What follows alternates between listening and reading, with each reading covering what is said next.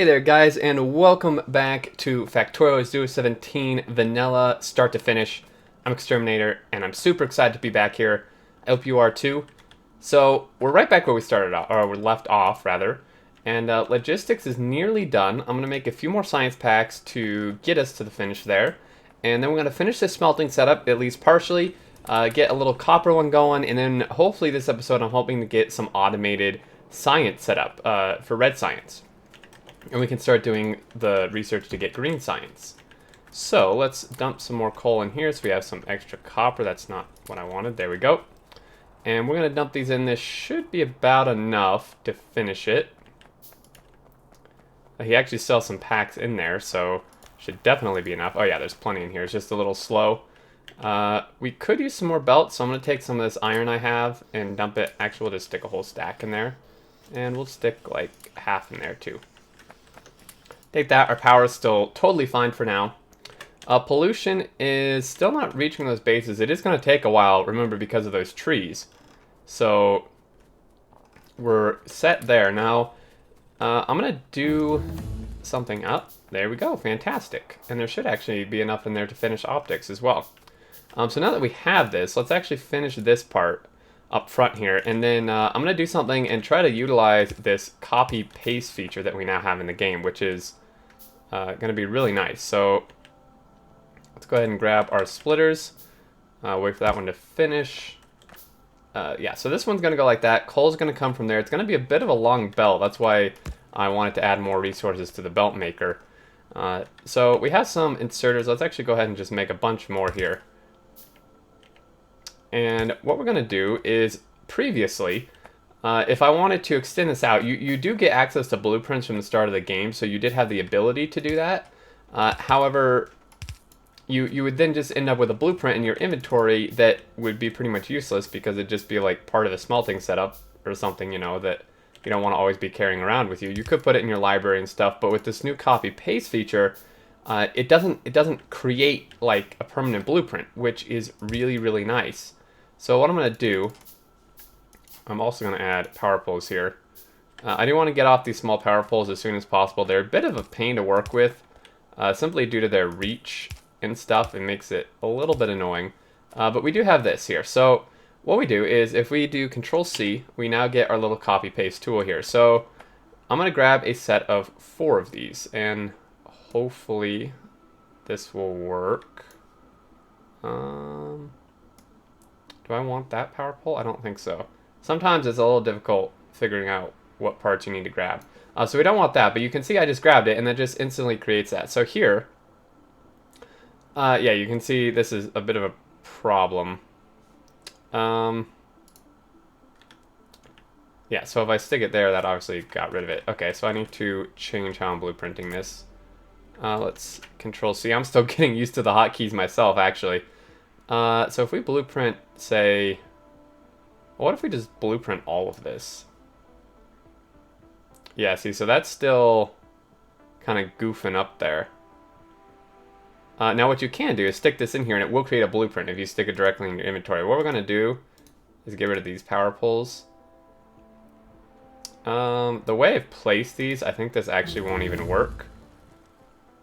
Yeah, we're gonna have a little bit of an issue with that. So let's try this with just this part. We can add the power poles in later. So this will now tile really nicely. We now have optics as well. Let's start on the green research. It's 75, but we'll get there. Okay, so we want 24 of these, right? 24 in length. And we have sets of 4 here. So we have 4, 8. If we do every 2, so that'd be 10, 12, 14, 16, 18, 20, 22, and 24. So there we go. So this is the length that our thing's going to be, and this is very easily upgradable to steel furnaces and red belt because the ratio remains the same. If you use steel furnaces, the next level of furnaces here, as well as red belt, or fast transport belt as it's called in game.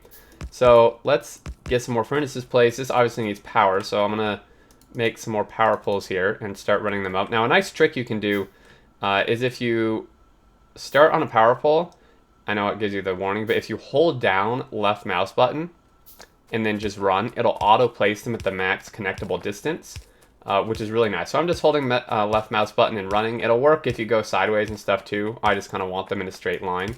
And then we'll just do something like that.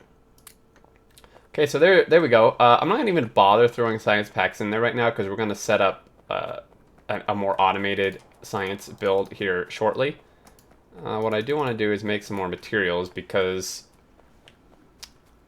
I want to copy this entire thing. Let's copy... Yeah, this time we want this entire thing because what we're going to do is we're going to have one of them... Alright, I stuck the power pole like right in the way. That's brilliant. So what we're going to do then is have this guy be here. And that's actually fine. This didn't even need to come out that far. So that's going to be another iron smelter is what that's going to be.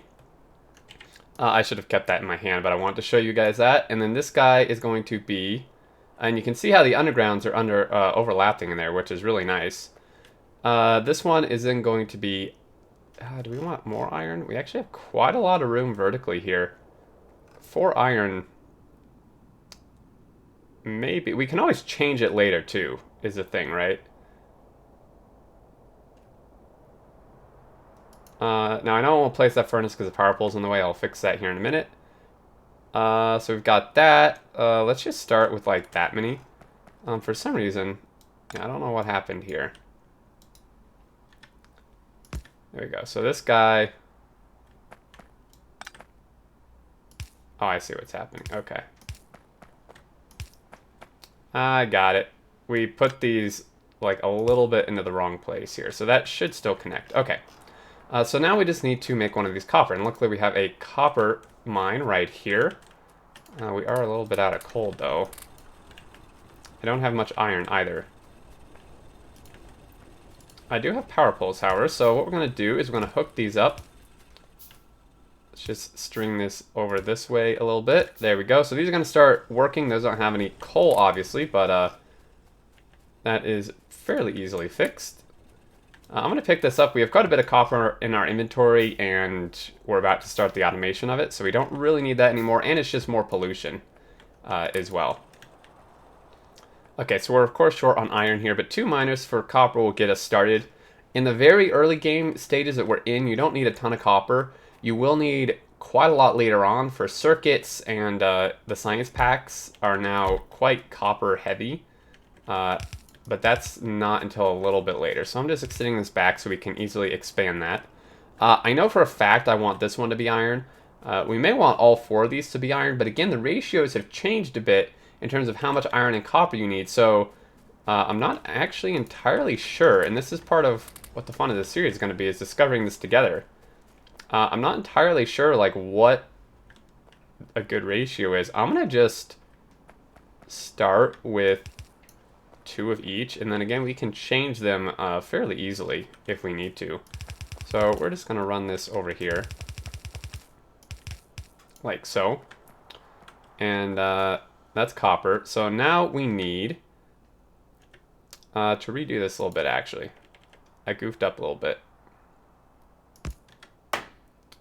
Yeah, so I need to move these a little bit here. Because what we need to do is split off this coal each time, right? So that it will actually continue. This is going to be the last one down here, so this one actually doesn't need to split. But what it does need to do is be in the right spot.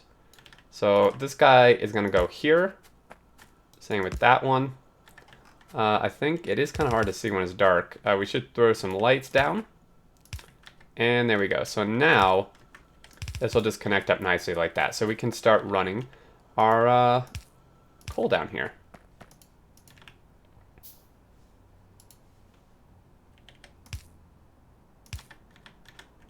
Okay, so we've got that. You can just run the coal along this power line and it should work fine, even once we expand our smelters.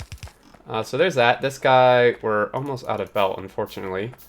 We also need more miners. I'm going to make one more miner here. and then pull these guys up. One thing you don't want to do is you want to try to avoid pulling coal off of the same line that you're fueling power with. If you do pull it, you can pull it off the same line, but you want to make sure that your power gets the coal first. So like in this case, I'd want to pull it after the power, because there's other ways you can do it too, actually.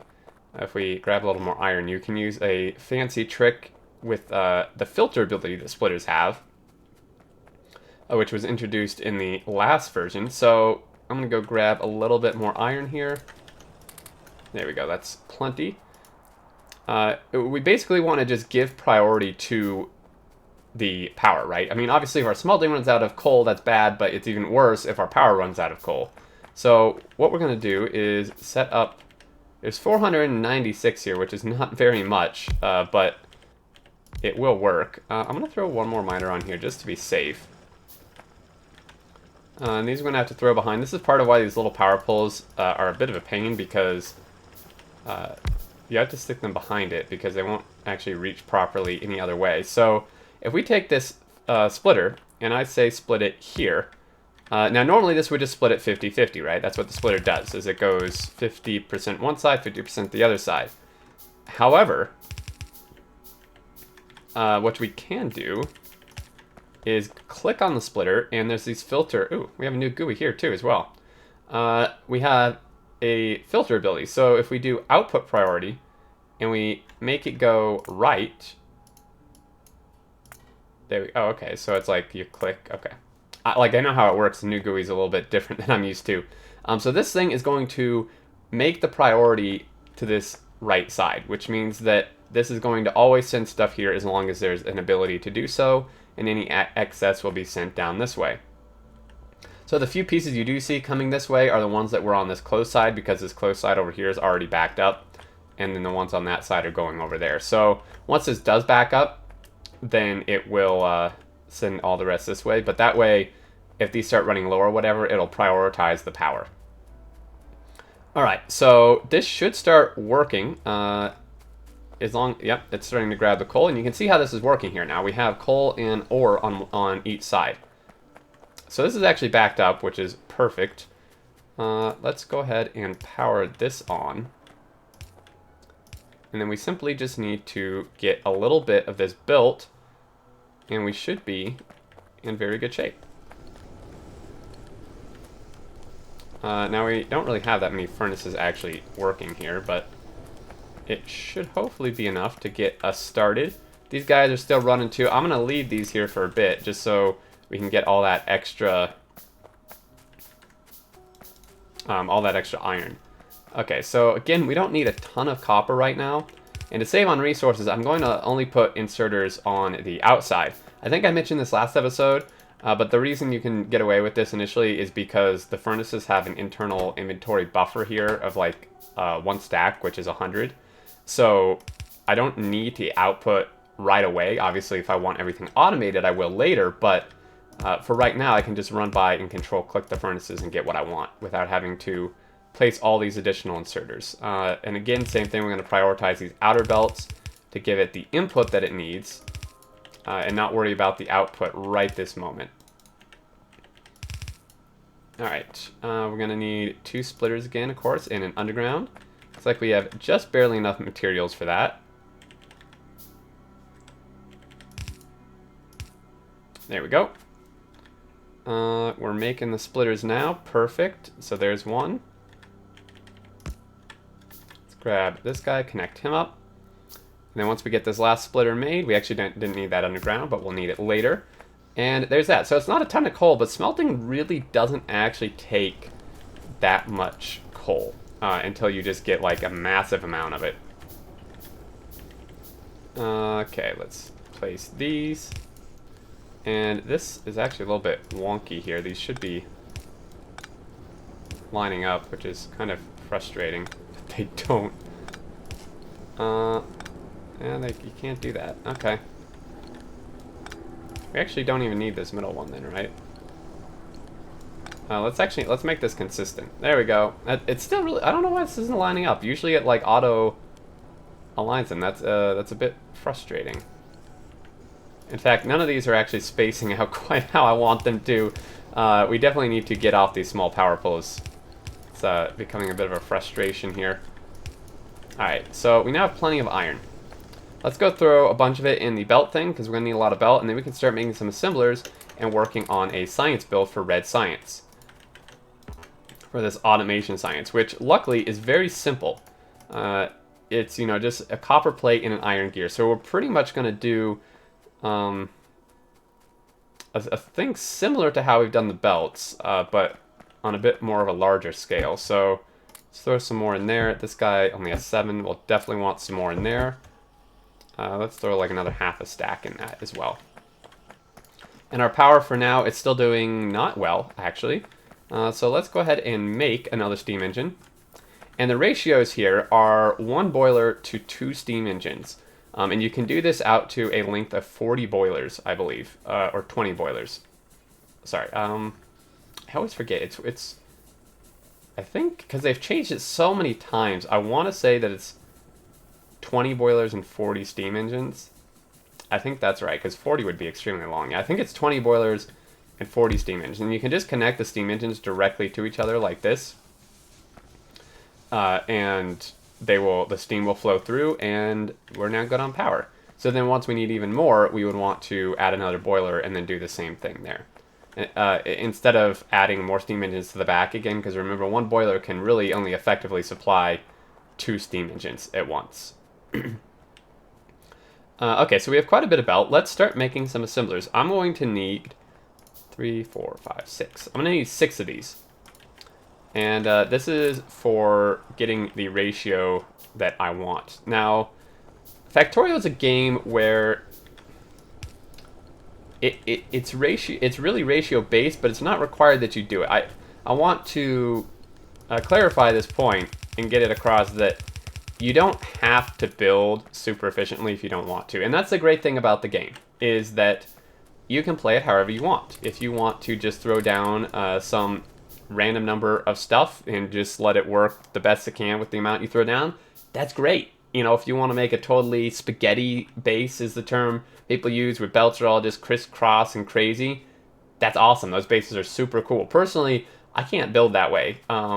Like, it's really hard for me to actually build in like a really messy fashion, even though I actually kind of prefer those type of bases because they're so interesting.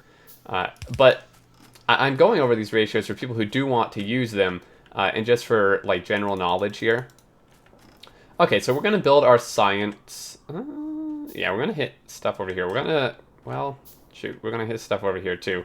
We're going to have to kind of form our, what we would call a main bus around these cliffs. I'm exploring out this way a bit. These cliffs are right in the way. How soon can we get cliff explosives? I think it's just a red and green science. Yeah, it's kind of expensive, but oh, and then we have a whole dang forest over here too. Yikes. Okay. Wow. These cliffs are going to be right in the way. Luckily, we're not going to hit these for a little while. I'm just going to make a bunch of materials here while I'm waiting. Okay, so we're gonna build down this way. This is what we're gonna do. So let's clear out a little bit of trees. This cliff here will be a bit in the way, but not too bad. Now we will want to leave room for some circuit production and probably some iron gear wheel production. Now, circuit production is something I would highly recommend putting on your bus, meaning that you're belting it alongside your plate materials and stuff here, rather than making it locally at wherever you're making stuff that needs it. Gears are entirely optional. That's something that a lot of people like to do and a lot of people don't like to do. Circuits, however, I find are pretty much mandatory to put on the main bus, just because of how frequently and in the quantities that they're needed. So we're just going to leave just a kind of arbitrary amount of room here that I'm just kind of eyeballing in terms of like how much space we're going to need for the circuits. So I'm going to run this belt out here like that, and I'm going to say this amount of room-ish is fine. We can always expand different directions if we need to. I want to make sure I can squeeze things in here. We can always build up too. You can build your stuff off the sides of the bus on either side of it if you'd like. So let's lay these down. And we know this is the farthest down the smelters are going on this side, so these don't have to be like way down here. These could be, just want to make sure I leave room and stuff. Let's throw these like here. Let's scooch it off a little bit. Okay. And leaving room is a huge thing in Factorio, guys. If you think you have enough room, just like double the amount of room that you think is enough, because even then you're probably going to run out. I still run out of room when building stuff because it's just how the game works. So what I'm doing here is I'm placing 6 assemblers. The first one in the line is going to be gears, and then these next 5 are going to be redded packs or automation packs. And the reason for this is because these take 5 seconds. Now, there's something I want to clarify here, which is usually the people I play with. This is the general rule we use, and it's just a lot easier using this rule, but you don't have to. Is we base our ratios off of what we call base rate production. And this means the amount of time it would take to craft at a speed of 1, which is like your player craft speed. So this does not take into account the craft speed of assemblers. For example, these have a craft speed of 0.5, which is actually half the speed. It's slower. So if I really wanted to make, say, one of these a second, which is what I'm going for here initially, is 1 science pack a second. If I wanted to do that and base it off the assembler speed, I would actually need 10 of these. Okay? But that makes it very complicated because you may have different assembler speeds in your base, and then when you upgrade assemblers, the speed of everything's going to change, and all the ratios you worked out beforehand are going to be totally different once you put down the next level of assembling machine.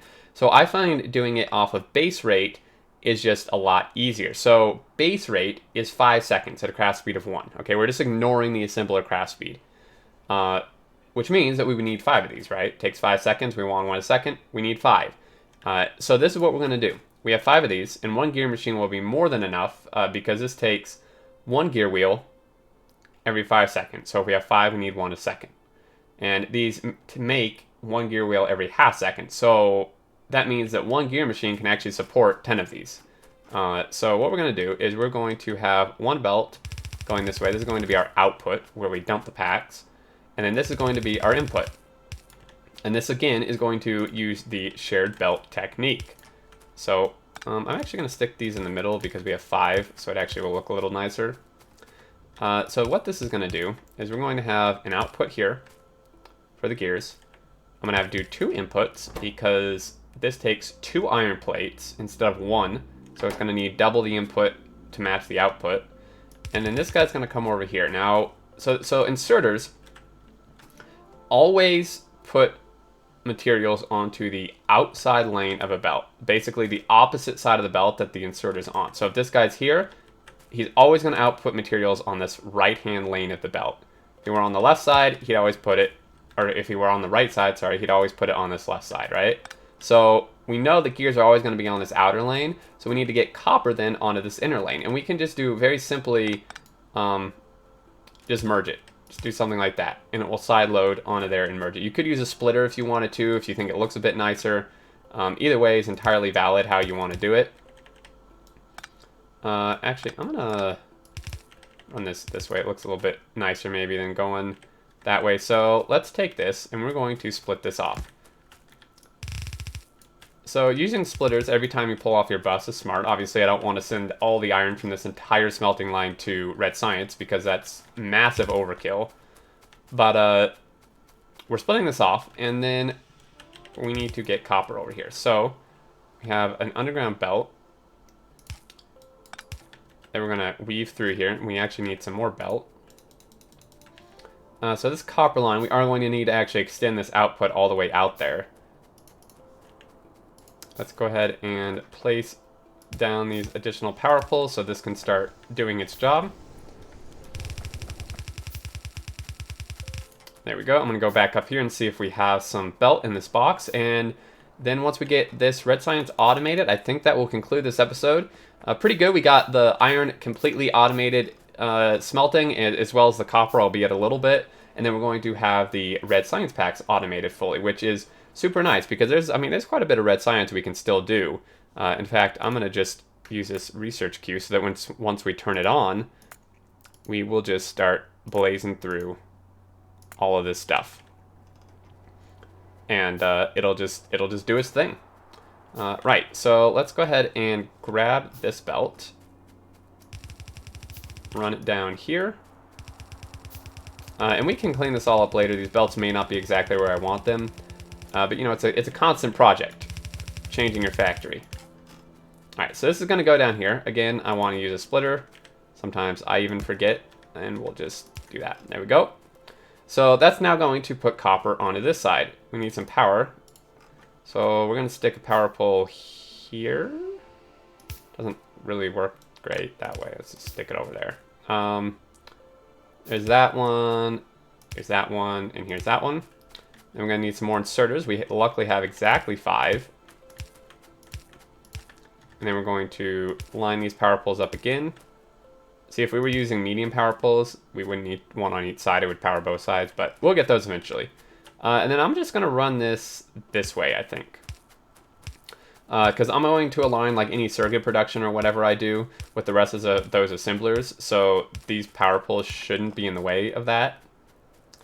And there we go. We're going to need some more iron smelting for sure eventually.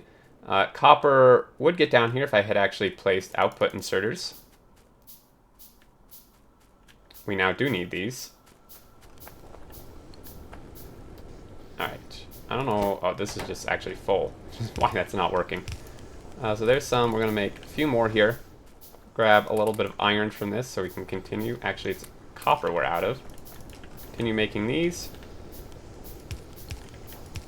Now this is 8 furnaces, not a ton, but this should certainly be enough to support the science production that we need. And we're going to start making a few more labs, because we want more than one lab working. Labs stack in the sense that the more you have, the faster the research will go, because multiple ones are working at once. I guess as a last thing to touch on for this episode is how the research works. Is basically there's a few things here. So this is how many research packs it takes per cycle. So this is done in like cycles. So this is how much it takes per cycle, and then this here is how long each cycle takes. So the time needed to research one unit in the lab. So this needs 1 science pack per cycle, and each cycle takes 5 seconds. And then this number here is how many cycles it actually needs to complete. So it needs 75 cycles, which means that it needs 75 science packs, and the time is 75 times 5. But say we have 2 labs working on it, this means that it can actually then complete 2 cycles every 5 seconds, because there's 2 labs working on it. If you have 5 labs, it's 5 cycles every 5 seconds, so on and so forth. So the more labs you get, as long as you can supply them, the quicker the research is going to go, which is really nice. So we're just going to extend this down, and we're going to put our labs over here somewhere. Again, these cliffs are going to be a bit in the way, but we can certainly blow them up here in the near future once we get green science. Whoops. Oh my goodness. My mouse is going all over the place, guys. There we go. Okay, so we have some of these labs. I'm going to make some inserters. I'm going to try to get like at least like 4 or 5 of these going. And here comes the copper.